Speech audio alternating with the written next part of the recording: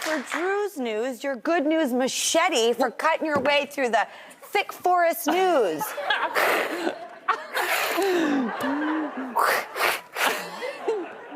And with me at the desk is my favorite co-pilot, Ross Matthews. Hi, everybody. Hi.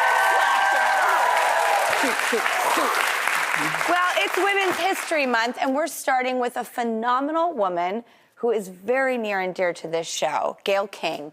Pop Sugar just published Gayle's thoughts on why it's not so bad to put yourself first.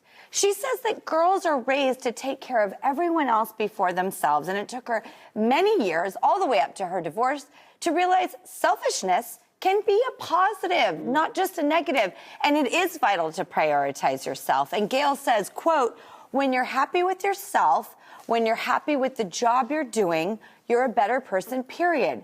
And this makes you a better employee, which means you're certainly a better mother, which means you're certainly a better friend. The gospel, according to Gayle. I love it. If Gayle King says it, she's the best. To read the full essay, go on Pop Sugar now. I love this. I did too. You know, you think about whenever you talk to somebody who's maybe later in their life and you say, what would you tell a younger version of yourself? It's always to take it easy on myself, to be kinder to myself, to love myself sooner.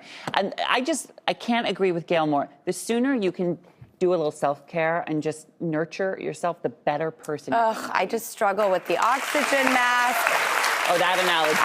That analogy never does it for me. I'm like, we're not always like in a plane crash scenario. I need like a daily metaphor that isn't so severe and intense like the oxygen mask. And then self-care is a term that just feels too passive. It doesn't have that fight in it. Mm-hmm. I'm terrible at those things, but I like how she's not talking about necessarily pampering yourself.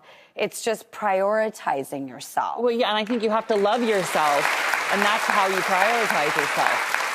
Synonymous with self-care can also be self-awareness, and not the ego kind, but the knowing what you need to take care of others. Because I love taking care of others. I'm really good at it. You are. Not as great prioritizing myself. So read the full article on Pop Sugar and see what Gayle has to say. Thanks, Gayle. Thank you. We love you. All right. We also love it is Design Week around here. So let's talk about where pop culture, something we love. Oh, I love it. Meets home decor, something else we love. We've already talked on the show here about how Bridgerton is inspiring interior design. Oh, right? we love Bridgerton. Oh, my God. Season 2 is coming out soon. Like any second. I know. I can't wait. It's crowning.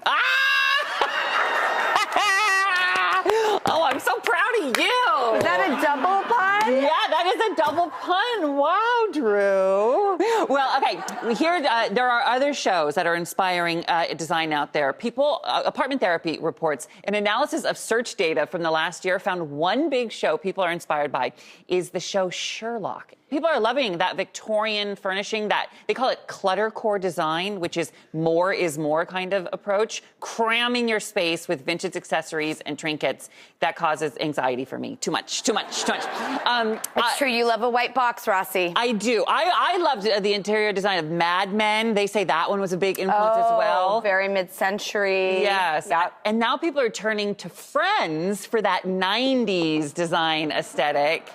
And I started thinking, like, what am I into now? What's inspiring my design that I'm watching? And I watch just the worst.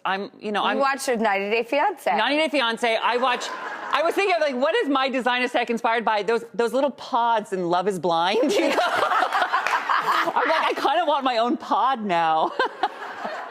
Fun fact, the kitchen here, the way I designed it with Tom and Mel, our production designers, I was inspired by the Handmaid's Tale kitchen. Oh my gosh. It's so, all the shaker style that show had, if you think of the Handmaid's Tale kitchen and you look at our kitchen, it might be like, oh, right.